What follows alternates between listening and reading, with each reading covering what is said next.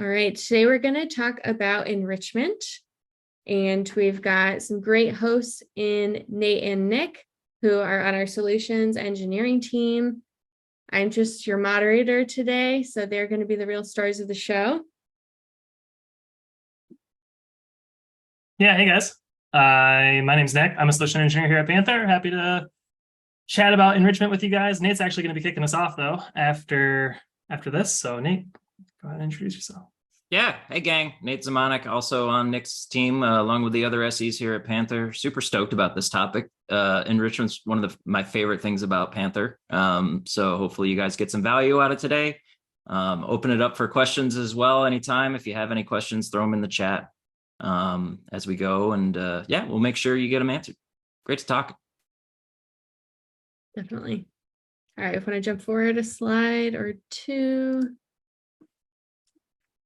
Oh man, I keep forgetting I'm in control of this. I'm sorry. This is us.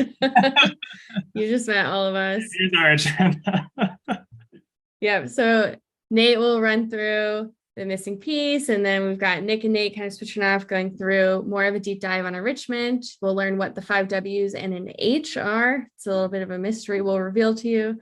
We'll go through Panther lookup tables and then a couple of examples for you. And then before we dive right in, quick poll question for you. How effectively are you using enrichment? So you can answer in the little Zoom window that should have just popped up. All right, so far we've got a decent mix of not at all or somewhat. So if you're using it not at all, you're in a great place today. Got a decent mix of 3 out of 5 here. I think you're all in the right place. You're going to walk away learning how to better leverage those tools. All right, let me end the poll. Take a look at the results if you are all curious, and then we'll dive right in. Yeah, so I'll start out today. So like I was saying, I am very enthusiastic about enrichment because I think it really is the missing piece in a lot of cases with regard to like threat response and like minimizing the length of an incident and being as productive as you can with your Panther data. The little graphic over on the side, I think, is a pretty cool illustration of it, right? You got your raw event logs, your data lake itself, where all those logs are going, and then the detection and alerting mechanisms in place. And I think the thing that ties them all together is enrichment. And what do I mean by that? So I think the issue with people struggling to quickly respond to things often does come down to a lack of context around the alerts that they're receiving. And so that lack of context can be from a number of different reasons, right? Maybe the event is in isolation and you need to have more context around it. Maybe the entity in question in the event is unknown to you and you have to do a little research about what that entity is. There's a number of different reasons why you might lack context. And so what that means is you have to spend time when an alert is fired. And time is of the essence, especially for a lot of these high stakes alerts, right? And so what we want to do is lean into something like enrichment to use data from other sources like threat intel providers, vulnerability scanners. If you have a CMDB or you want to bring in ERP data, network logs, those sorts of things can all be used very usefully in lookup tables in Panther so that when data is being processed through our normalization engine, we can check against these lookup tables. And then when an alert is in the process, you can use that information for your logic and your rule. And then for the analyst, right, they can use the output of the enrichment you've created to help them get started triaging the alert quicker, or especially if you have automation, this can be very helpful as well in automation SOAR type workflows. So like I say, I think enrichment sits in the middle of everything with regard to deriving as much value out of Panther as you can. So hey, Nick, next slide. Sweet. So the 5 W's and the H, Katie, I can tell you are not a journalism student like I was at one point in my life. The 5 W's and the H mean the who, what, where, when, why, and how, which is if you're a journalist, those are the questions you got to answer in your stories for your news stories. So I thought it'd be interesting to just kind of cover those things today. Got a little diagram about how enrichment works. We'll kind of touch on the diagram as we're going through. So Nick, let's go through some bullets. So the first W, who's able to set up and manage enrichment, that is any Panther user, as long as you have the right permissions in the Panther console. This is to say all Panther instances have enrichment available to them. including the enrichment providers, which we'll talk about in a second. So actually, let's talk about it now. So what data can I use? So there's 2 bullets in here. The first is data that we provide. And so today we have a number of enrichment providers, which are essentially just lookup tables that we will manage for you. And those include gray noise, IP info, and the onion router to know when people are coming from Tor. Otherwise, if you have any custom data sets, those can also be loaded into Panther. We'll talk about how in a second. So let's go to the next W. Where does the data come from? There we go. So let's talk about that, right? So obviously Panther manages data for you, and so we will onboard those and update them with some amount of frequency, depending on which table we're talking about, from either 24 hours or even hourly in a lot of cases. But for data that you have that you want to bring into Panther, you can essentially set up an ETL pipeline very similar to how you would set up log sources in Panther using S3. Or if you have CSV files or JSON files, those can be uploaded directly through the Panther analysis tool for the CI/CD folks in the room. And so depending on your implementation, your ETL pipeline might look a little differently, but they're ingested very much like log data is ingested. Okay, so why is this important? The next W, right? So again, we talked about having context in all of the alerts that you have, and all of this is all about being able to make better informed decisions, right? About how you want to respond to your incidents. Not only do you want to be more informed quicker, you also want to make sure that, you know, people in other areas can be informed like you. So oftentimes people, they have a lot of not like intellectual capital around the environment, and maybe they know the queries to look for. A lot of that stuff can be codified in code in Panther and used during enrichment so that you can spread that knowledge internally, which is very useful. And so when is enrichment performed? This is the thing that makes me super excited about it, which is to say that there's no dependency on queries. This is a real-time operation that Panther conducts on ingest. And so whenever you have a set of lookup tables configured for a given log type, anytime Panther sees data from that log type, we're going to attempt to enrich on those tables that you've designated. And so the real-time nature of this, again, allows you to really lean into the value of Panther.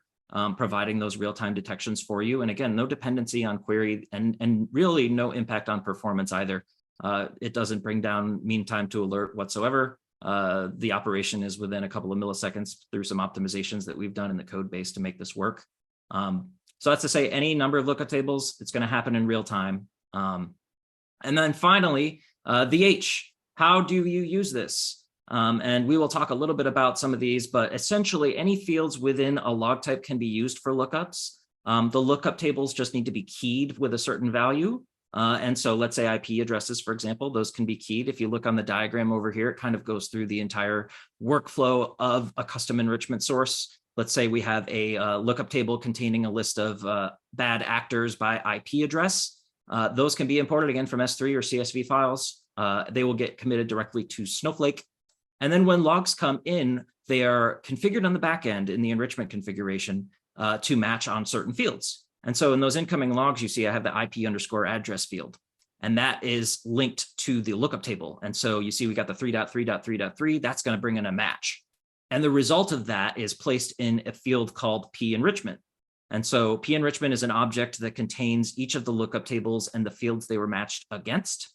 And so what we'll do is very much like a VLOOKUP or an XLOOKUP for the Excel people. When you grab in one cell, you find a match, you can grab everything in that row. And so all additional metadata can be packaged. And this is really useful, right? Because this data can be used in your detection code, or it can be provided in the alert context of your detection so the analyst can make use of it.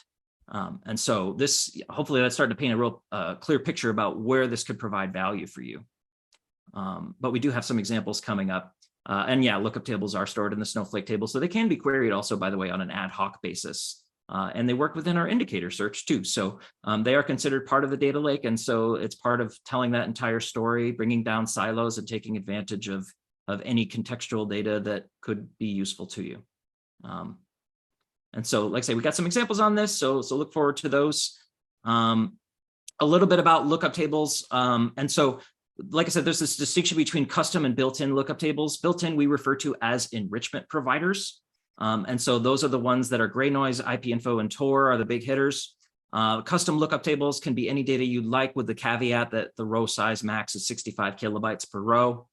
which I think is maybe even driven by a DynamoDB limitation. I'm not really sure where that limit comes from, but that's a good amount of data on a per row basis. There's no number of row limitation. So for example, the IP info table has about 77 million rows, but they're all very small rows. They're all well under 65K. And so, yeah, just understand the row limitation, but otherwise custom lookup tables have their own schemas as well. And so those can be derived in the same way that you would otherwise derive schemas from events.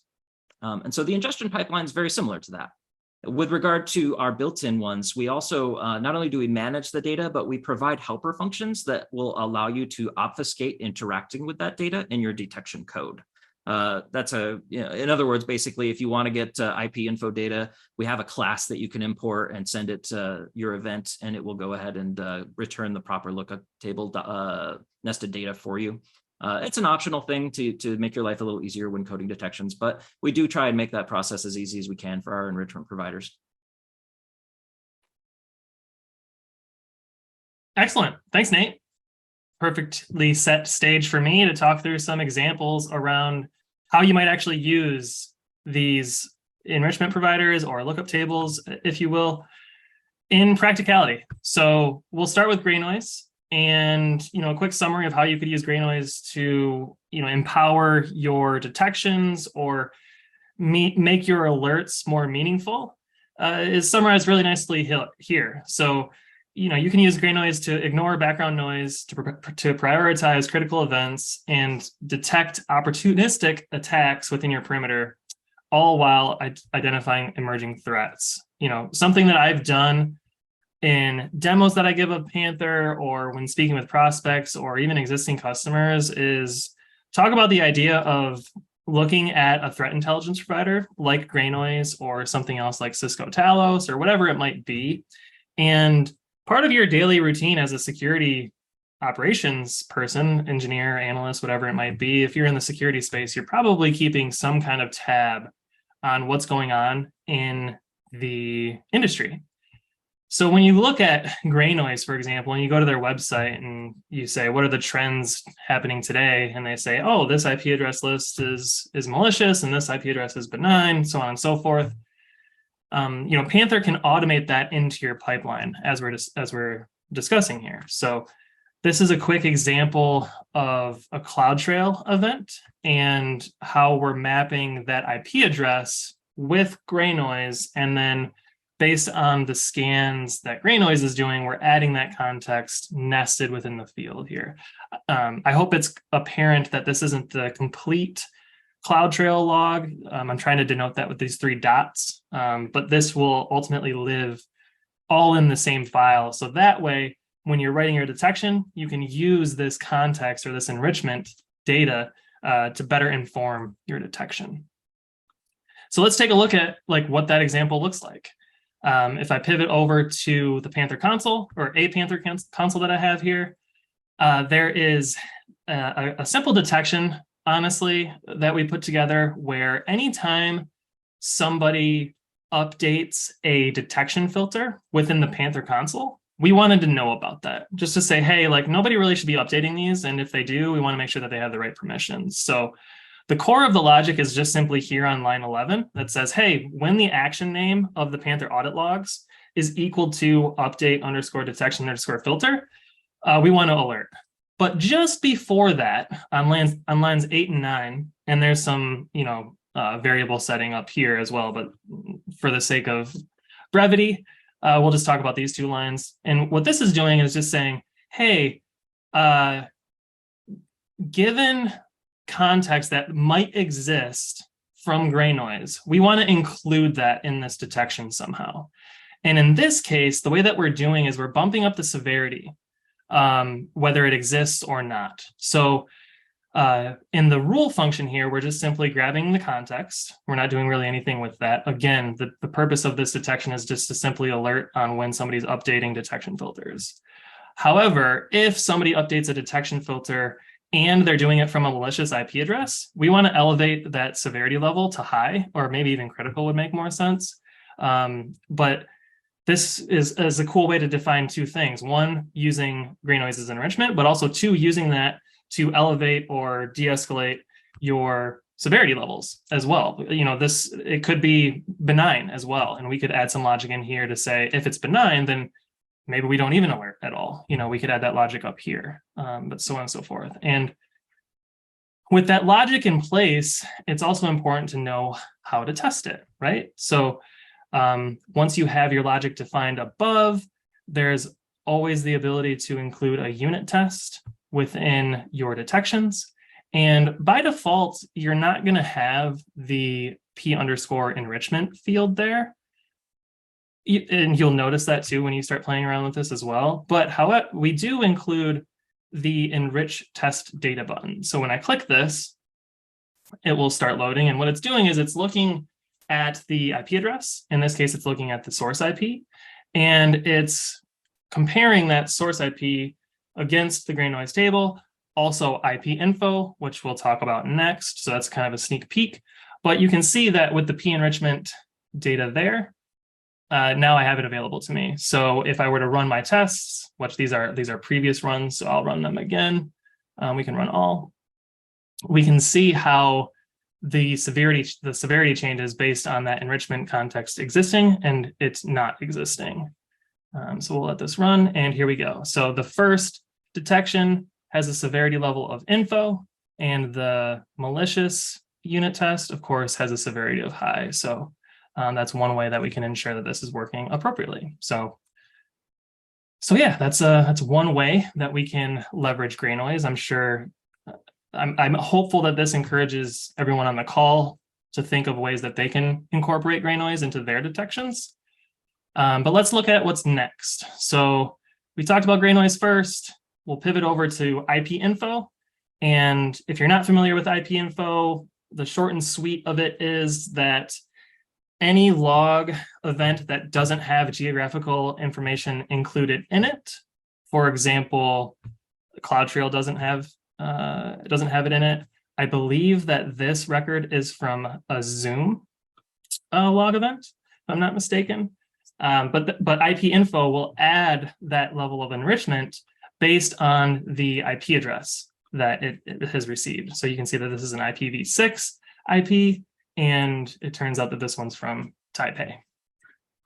But you can imagine how you could use this location, I hope, within your detections again, to determine if somebody should be logging in from a location or should they not be logging in from a location. Or maybe within your organization that everybody operates out of the US. So any login attempt from elsewhere should be either blocked or alerted on, or at least letting your team know that somebody's trying to do something. So to talk through an example that leverages IP information, I've altered Panther's out-of-the-box brute force by IP to take advantage of this. So above here, I've defined a couple things. One, I commented out I would say, old school way of getting geolocation information that was baked into this rule, or that is baked into this rule by default. And instead, we take advantage of the IP info helpers. So once you enable the IP info enrichment provider and enable the pack that enables these helper functions, then you can start using them within your detection logic. So with those imported, I can also establish a list of bad locations. I picked Michigan, which is where I'm from, just for the sample, because that's the sample data that I generate when I log into things. And then just a random one as Antarctica. But what this is doing is a similar mantra to what the previous detection did. Again, we want to collect any information about p-enrichment that we can. And of course, I could use the enrichment information as a part of my rule function to determine if I need to trigger an alert or not. But in this case, we also wanted to highlight how you could use enrichment to override other functions. And in this case, we're leveraging geolocation information to route the alert to a specific destination based on where it is. So in this case, given the client IP address existing or matching against one of the defined bad locations, so my IP address will map to Michigan here, you'll see in a moment.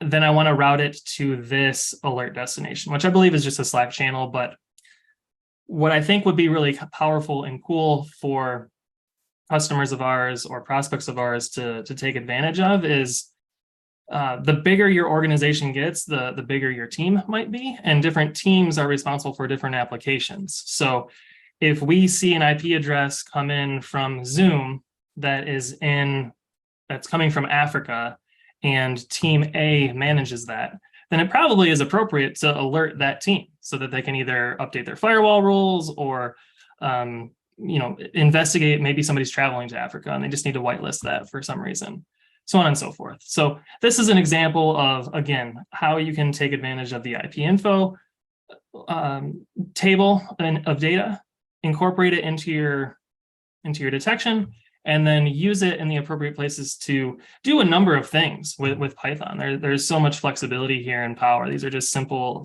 examples. You could definitely build on top of this.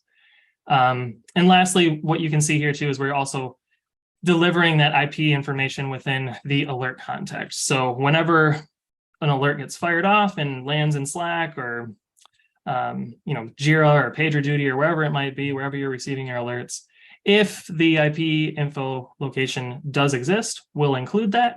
If not, we'll at least include the email address. And just to take a quick peek at what this looks like, again, I will enrich the test data, and this will add that P enrichment field. And then now that I have my IP info ASN table or JSON object, as well as my IP info location object, now I can run my test above. And we will see that the destination override works appropriately, and the context includes where I'm actually at right now, Farmington Hills, Michigan. One thing I'd also like to point out, Nick, if you scroll up back to the unit test, you'll notice there's no gray noise table in this particular P enrichment. And I just wanted to cover that very briefly, because if there is no match in the lookup table, then it isn't included in the P enrichment object, right? So if you want to test that a lookup table is working, such as gray noise, you need to actually have a value that is in that lookup table. In the case of gray noise, they do provide a public website. You can go and grab an IP to just verify that the gray noise code is working. That's what we did here. But just so everybody knows. Yeah, it's also indicative of, you're not limited to just like one lookup table. You could have 10 lookup tables mapped to one detection. And depending on how robust your detection logic is, you can take advantage of all that data. So that way you have, again, the idea is to deliver meaningful alerts, right? We definitely don't want to know we do want to know when people are brute forcing things, but if we can have as much context around that brute force attempt as possible, that saves whoever's triaging that a lot of time by going and digging up that information after the fact. All right, we got a couple more examples here. This one's fairly simple, but also just really powerful, and it identifies another way that you can use enrichment data within Panther. If you're unfamiliar with 1Password, the way that they log their events is obfuscated. They do it by UUID, which is very unfriendly to the human reader. And instead of taking that UUID and going and looking it up with the 1Password command line tool or within the website, we can enrich, or we can build a lookup table that will enrich logs that come in. So when we see a UUID that we're monitoring, we can pass it a friendly title. So in this case, what we're trying to do is take those UUIDs and make them human readable by alerting and generating a title based on the lookup table. So there's other areas that you could use this same kind of syntax or sentiment with as well, but 1Password UUIDs is something that we have pretty well documented on our website. So we wanted to cover it here and make it even more well known.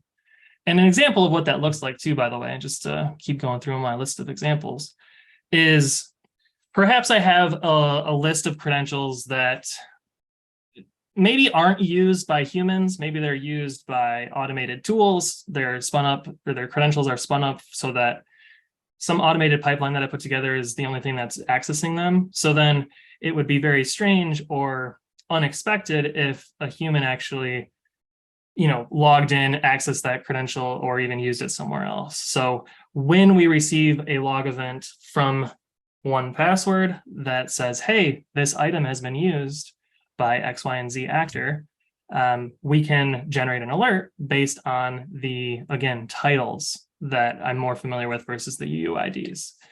So here I just have one object or one item. You could certainly make this list as long or short as you'd like. And what it's doing this time is we're just taking advantage of that rule function. So anytime that a title is used within this list, then we want to know about it. And we have a title here defined that says, hey, this person accessed this title. You might want to take a look at this. And I'll save the enrich test button data here. And if I click edit, I can actually run this test.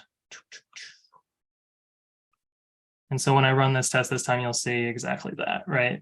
This person accessed this credential that we have deemed as sensitive on the security team.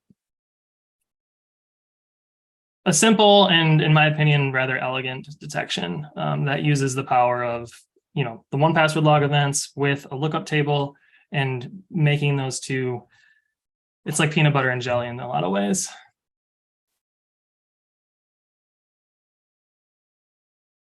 So the last thing I wanted to touch on is just some kind of bonus ideas. The first one is this idea that we hear from prospects and customers all the time, which is to say, hey, I might already have data in Snowflake. How can I use that data as a lookup table with the log events that are streaming to Panther in near real time?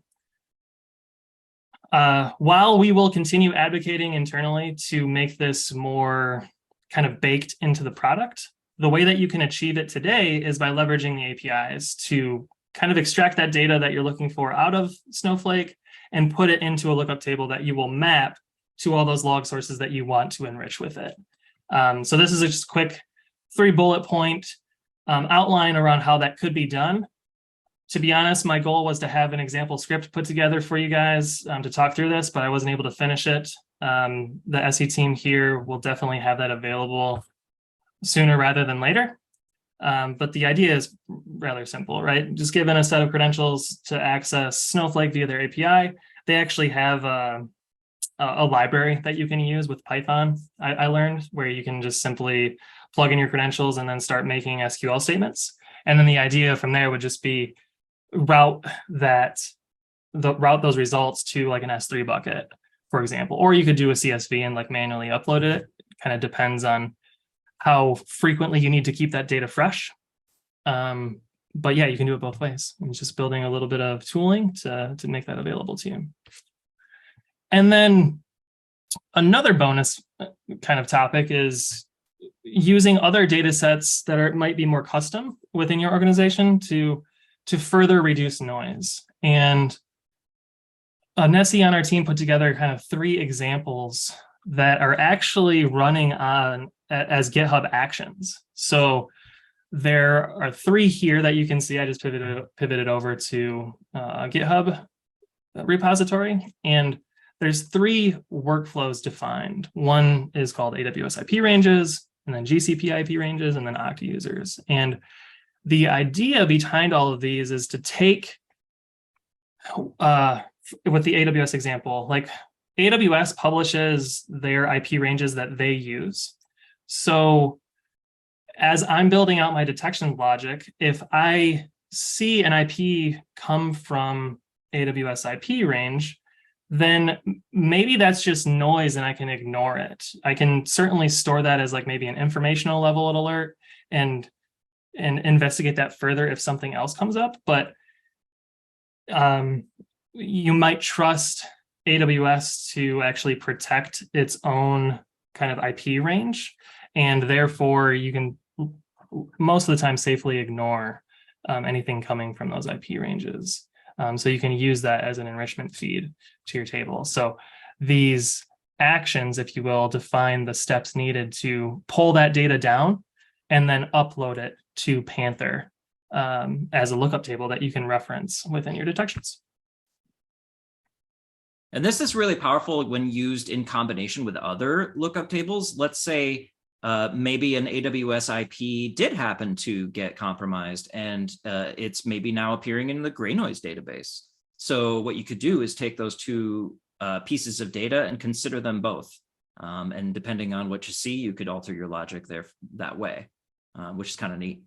Yeah, I've heard of customers like applying a weight of sorts to certain things, right? And then kind of implementing some risk-based access stuff. You might have like a table of sorts that weigh an IP range heavier than a different IP range, and based on that, you can again change the severity, route the detection, or route the alert somewhere, so on and so forth. The more information you have, the more you can do with it, and there's some beauty into that, I think.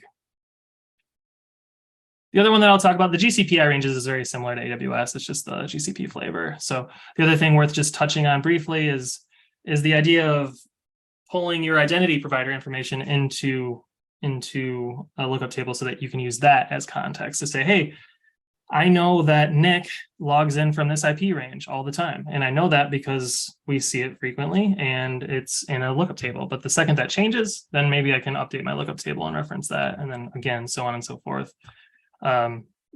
Continue to change how things are weighed and measured within the detection logic, and make it more dynamic. So this is an example using Okta, but if your identity is elsewhere, maybe Active Directory or Azure Active Directory or GCP, so on. There's so many identity providers. You can do something similar. And if you scroll down to the end of this action, Nick, I think the key thing is all this is really doing is curling Okta and then using the Panther analysis tool to upload the data it fetched. And so in this case, it's actually very simple logic. I want to point that out because I think the ETL pipeline of getting data into lookup tables is often a hurdle that people have to get to, depending on where that source data lives. And so just know that the Panther analysis tool is a really great tool to use in automation like this. You can easily just do a Panther analysis tool upload and then just send it any CSV or JSON that you need.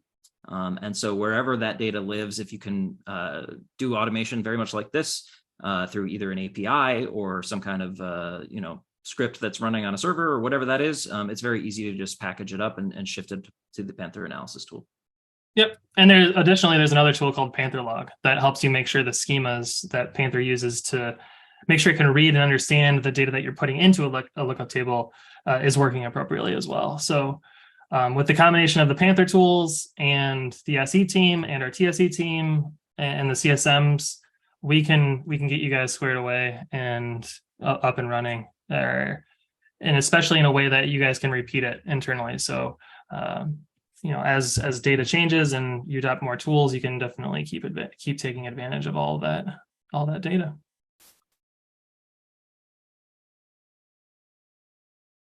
So one more poll for you guys.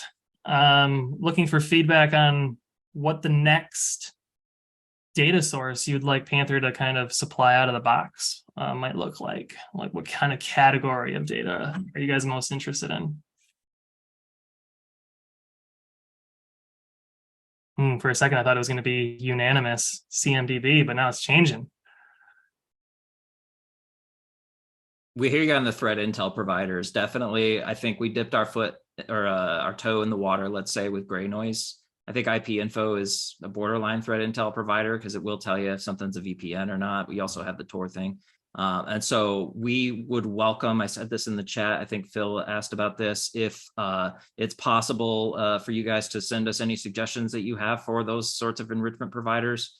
I think, from our side, from a technical side, obviously it's very easy to deal with. I think there's business relationship stuff that can happen as well. So we're always open to ideas and working with other providers out there. And one other thing I would point out as well, this is outside the scope of lookup tables, but generally enrichment related. The nice thing about the detection engine is you do have access to HTTP requests inside the detection. And so if there is a threat intel provider you want to use, you can easily grab data ad hoc inside your detection code through an API or, whatever that is, downloading a text file, parsing it, whatever. None of those things are prevented in detection code. Of course, if you're doing it in the detection, it may be a good idea to just have the code run somewhere and put it in a lookup table, so you can take advantage of that enrichment in all the same place. But all options are available to you. We want to make sure that you have the tools that you need to do what you need to do. Well said. Well said. Let's Katie, do you want to take over the screen share and do the Slido thing, or did we Not get anything in Slido yet, but I saw we had one question from Mike, and Mike, you might want to refresh us on which mapping this was about, because I know the question came in about 10 minutes ago, and he asked if we had a mapping, or if they have a mapping public. I think this was related to 1Password.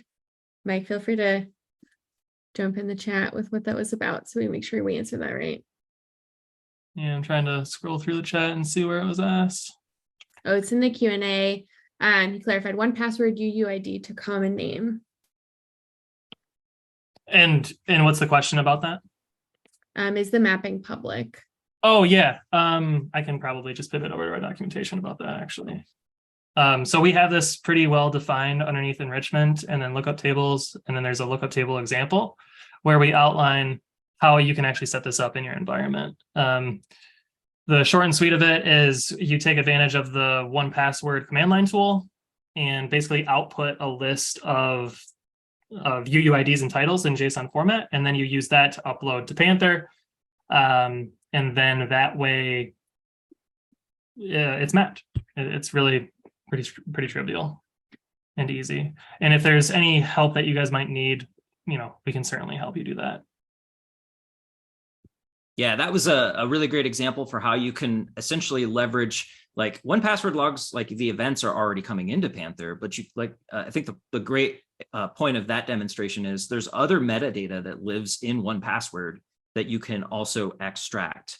And so that is what I hope everybody in this discussion is leaving with, is maybe some thoughts about, hey, I'm already bringing in events from log source A, B, and C. Do those log sources, maybe log source B has certain data within those structures of the application that I can import as a lookup table and take advantage of in other places. So just want to encourage everybody to get creative and think outside the box on this, because the potential of sophisticated automation is really, really there for you. And there's a very high skill ceiling on this. You can do quite a lot of very unique, nuanced things.